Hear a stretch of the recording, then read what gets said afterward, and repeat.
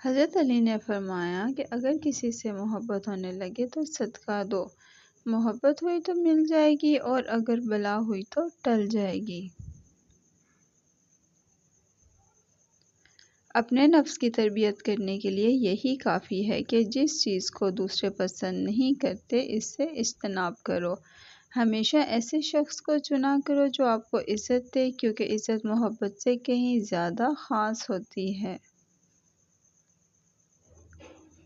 حضرت علی سے کسی شخص نے پوچھا، میں بہت کوشش کرتا ہوں کہ صبح نماز پڑھوں مگر اٹھا نہیں جاتا۔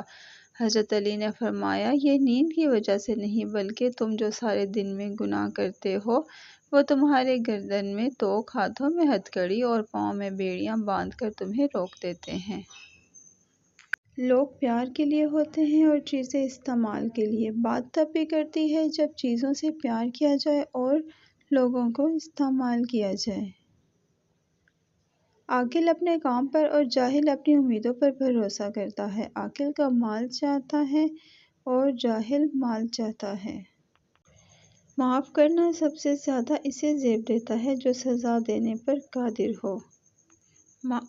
بات تمیز سے اور اعتراض دلیل سے کرو، کیونکہ زبان تو حیوانوں میں بھی ہوتی ہے مگر وہ علم اور سلیقے سے محروم ہوتے ہیں۔